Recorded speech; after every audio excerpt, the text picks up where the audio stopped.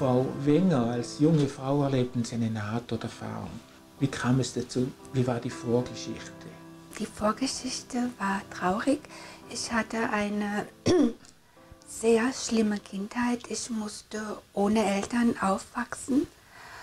Und ja, ich war praktisch ein Straßenkind, habe viele Arten von Misshandlung durchleben müssen, Ablehnung und war viel alleine und habe mir natürlich immer eine Familie gewünscht und habe dann aber angefangen, mich in eine Fantasiewelt zu flüchten, also Märchen, Feen, Elfen, aber primär auch, es gibt Gott und es gibt Schutzengel. Und ich denke mal, dass dieses Wissen mir durch die schlimme Zeit durchgeholfen hat und mich auch daran gehindert hat, so wie andere Straßenkinder zu stehlen, kriminell zu werden und schlimme Dinge zu tun. Das konnte ich nicht, weil ich immer sage, nee, ich werde beobachtet, Gott will das nicht und ich habe ja meinen Schutzengel. Und der war sehr, sehr wichtig, weil ich ja auch oft irgendwo im Freien übernachten musste, weil ich mich nicht heimgetraut hatte und ohne das Wissen, ich habe immer einen Schutzengel im Hintergrund, wäre mein Leben ganz anders verlaufen. Mhm. Und trotzdem kam ich dann in ein Alter, ich war so um die 14, dann musste ich mir Gedanken machen, wie geht es weiter?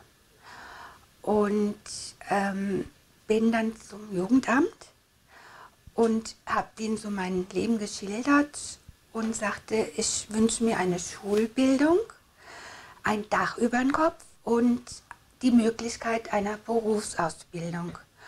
Und wurde eiskalt abgewiesen mit der Antwort, es gibt das Industriegebiet, da kannst du dich ans Fließband stellen, das ist wurscht, ob du eine Schule hast, da hast du auch dein Geld und dein Dach über dem Kopf. Und das hat mich so niedergerissen, also so, es war so schlimm für mich, dass ich beschlossen habe, ich habe keine Hilfe und ich kann so nicht mehr weiterleben, weil ich ja gesehen habe, dass die anderen, also ich war ja ab und zu auch mit Straßenkindern zusammen, die wurden drogensüchtig, kriminell und so wollte ich nicht werden. Ich fühlte mich da außen vor und habe gesagt, okay, ich setze jetzt meinem Leben ein Ende. Dann war es auch so, dass ich 2 ältere Brüder habe und die lebten bei meiner Oma. Und in dem Haus gab es so einen kleinen Dachverschlag und in dem konnte ich mich ab und zu mal verstecken. Und dann habe ich das richtig geplant. Ich beschaffte mir schwere Medikamente. Das ging, ich bin bei der Oma eingebrochen, habe ihre Herzmedikamente geklaut. Und Gift, ich weiß heute nicht mehr welches, jedenfalls es war eine absolut tödliche Dosis und habe gewartet, bis meine beiden Brüder, mit denen ich ja sporadisch Kontakt hatte, im Nachbarhaus auf einer Party waren. Und ging, ohne irgendjemand was zu erzählen, in diesen Verschlag, habe das Gift geschluckt und es begann auch dann relativ schnell zu wirken. Und zwar habe ich nach kurzer Zeit, war ich nicht mehr in der Lage, die Augen zu öffnen. Und es waren die Bilder so, wie wenn man mit durchgeschlossenen Augen ins Licht schaut. Und bekam ganz schlimmes Herzrasen und auch so das Pochen ging in meine Ohren. Das war wahrscheinlich auch das Herz und das Blut. Und plötzlich kamen überall aus allen Ecken so dämonische Gestalten. Und die muss man sich so vorstellen, wie man sich so den Teufel vorstellt. Oder Also die hatten Hörner, Fratzen, waren zum Teil so ganz gruselig, halb verwest und angsteinflößend. Und ich war dann auch in einer Schockstarre. Und es war ein Sausen und ein Johlen so um mich rum. Und ich hatte das Gefühl, die kommen immer näher. Und die freuen sich, dass sie immer näher kommen. Und in dem Moment, wo ich dachte, jetzt packen sie mich, fühle ich mich in so einen Sog reingezogen. Und das ging rasend schnell und fühlte sich für mich körperlich so an, als wäre das meine eigene Wirbelsäule. Und dann wurde ich richtig ausgespuckt in helles Licht rein. Und das hat sich als Lampe, OP-Lampe, die auf mich gerichtet war, entpuppt. Und ich lag auf der Intensivstation der Uniklinik. Wie kam es dazu, dass man Sie in diesem Verschlag finden konnte? Ja, das ist jetzt das eigentliche Wunder. Ich weiß noch, bevor ich da so ohnmächtig wurde, habe ich noch ein letztes Mal gebeten, habe gesagt, richtig, lieber Gott, hilf mir. Ich will doch eigentlich weiterleben, aber nicht so. Und dann war ich ja weg. Und dann kam der Arzt ans Bett und hat mir geschildert, ich muss wohl mehrfach einen Herzstillstand gehabt haben und musste wiederbelebt werden. Und bekam auch einen kompletten Blutaustausch. Also das Blut wurde durch so einen Kohlefilter dialysiert, weil der Körper vergiftet war. Und mein Bruder kam dann und erzählte mir Folgendes und sagte immer wieder, Ingrid, du musst es mir glauben, es ist ganz genau so gewesen. Und dann erklärte er war also auf der Party, hatte schon ein bisschen was getrunken, hat nicht im geringsten an mich gedacht, er war ja froh, dass die kleine, nervige Schwester weg war. Und dann wäre ein fremder Mann auf dieser Geburtstagsparty aufgetaucht. Und dieser Mann, der war braun irgendwie gekleidet, ganz unauffällig, braune Haare, brauner Anzug und kam auf ihn zu und sagte, steh auf, geh rüber, schau nach deiner Schwester. Und das hat er eben so eindringlich gesagt, auch so autoritär, dass er sich gezwungen gefühlt hat, aufzustehen und nach mir zu schauen. Und versicherte mir immer wieder, ohne den Mann wäre ich nie zu dir rübergegangen. Wie erklären Sie sich das, dass so etwas möglich war? Also ich kann es mir nur so erklären, dass mir tatsächlich ein Schutzengel geschickt wurde, in dem Moment, als es um mein Leben ging. Weil niemand konnte wissen, was ich vorhatte, wann ich es vorhatte und wo ich bin.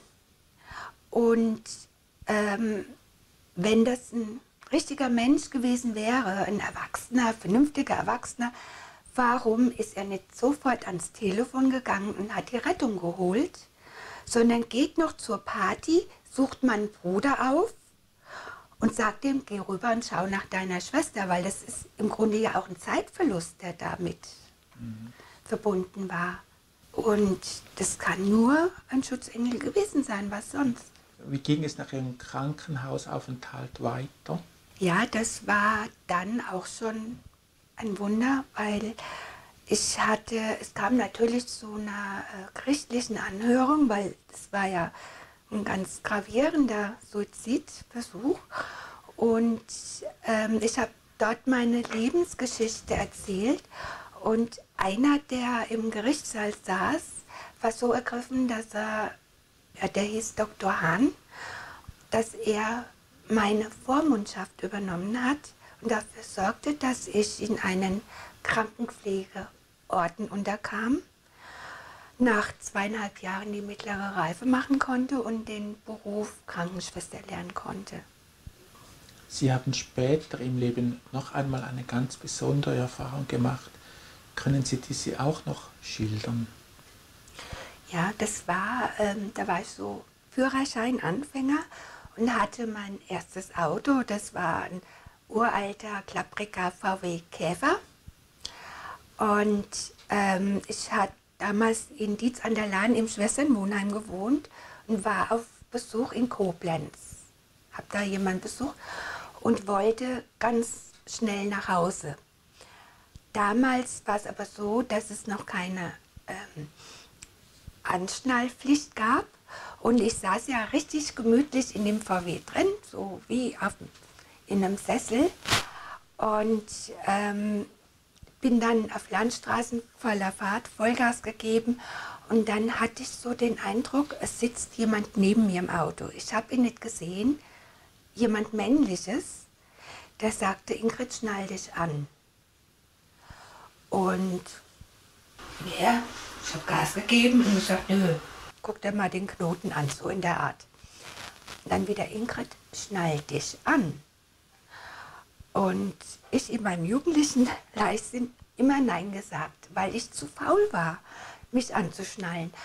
Und nachdem es so ein Dialog war, ich dann wieder sagte, keine Lust, ich will nach Hause, kam plötzlich blitzartig in Sekundenschnelle so Bilder vor meinen Augen von Menschen, die bei einem Autounfall durch eine Windschutzscheibe und Ähnliches gefallen sind, also so mit die klassischen Verletzungen damals. Und das hat mich so erschreckt, dass ich dann von der Landstraße runterfuhr auf den Parkplatz, habe den Knoten aus meinem Gurt gemacht, habe mich richtig schön angeschnallt und sagte dann zu diesem Unsichtbaren, ist es so in Ordnung? Oder so in der Art. Und bekommt zur Antwort, ja. Und dann natürlich wieder Vollgas Richtung Dietz und dann ging es bergab und mitten auf dem Berg hat mein alter VW Käfer, also da haben die Vorderräder plötzlich blockiert. Ich als Fahranfänger reagierte völlig falsch, bringe das Auto zum Schleudern und laut Zeugenaussage später habe ich mich insgesamt 5-mal überschlagen, bis ich dann unten liegen blieb. Das Auto war völlig demoliert, aber ich war unverletzt, weil ich angeschnallt war. Können Sie sich erklären, was für eine Stimme das war? Mein Instinkt sagt mir, das muss auch wieder ein Schutzengel gewesen sein. Mhm. Ja, der Schutzengel aus meiner Kindheit, der mich im Grunde immer begleitet hat. Was für Auswirkungen hatten all diese besonderen Erfahrungen auf Ihr weiteres Leben? So genau kann ich das nicht sagen, weil ich war damals sehr mit mir beschäftigt, war auch sehr im Stress, weil ich ja Ausbildungen alles nachholen musste, was andere ja schon von Haus aus hatten. Und wusste nur, ich muss ein guter Mensch bleiben. Ich habe die Chance, eine Krankenschwester zu sein, anderen Gutes zu tun und habe da ja mein Bestes geben können. Und habe auch schon während der Ausbildung gemerkt, dass ich besondere Fähigkeiten habe. Ich konnte immer voraussehen, wie es den Patienten ging, ob sie gesund wurden, ob es Komplikationen gab oder ob sie starben. Das wusste ich aber nicht aus Berufserfahrung, weil die hatte ich ja als Jungschwester noch gar nicht, sondern das war so eine Art Instinkt. Und den habe ich dann so genutzt, dass ich entsprechend auf die Patienten zugehen konnte. Also ich konnte die Patienten trösten, wenn ich wusste, der wird gesund. Oder halt auch, wenn ich wusste, der stirbt, völlig anders mit dem umgehen und viel Gefühle rüberbringen. Und ich habe später in einer ambulanten Aufnahme gearbeitet und dann konnte ich immer, da spielte auch die Berufserfahrung dann eine Rolle, aber ich konnte immer treffsicher sagen, was mit dem Patienten los war. Und da konnten sich letztendlich auch die Ärzte blind drauf verlassen. Ja, nur ich habe schon gespürt, da sind Fähigkeiten da, aber nachdem ich ja diese Dämonen gesehen habe, war ich immer in der Angst. Ich wusste nie, von welcher Seite kommt das. Kommt das jetzt von der dämonischen Seite oder von der göttlichen Seite und konnte nicht wirklich damit umgehen. Und es hat halt viele Jahre gebraucht, bis ich auf Menschen traf, denen ich meine Geschichte erzählen konnte, die mir geglaubt haben. Und ich jetzt erst das Wunder, was dahinter stand, dass ich tatsächlich immer mein Leben lang von einem Schutzengel, mindestens einem Schutzengel, doch beschützt wurde, der mir auch mindestens zweimal das Leben gerettet hat, das begreife ich jetzt erst. Ja, aber ich bin trotzdem nicht traurig, weil ich denke, das alles hat mich zu dem Menschen gemacht, der ich bin. Frau Wegner, herzlichen Dank für das Gespräch. Bitte.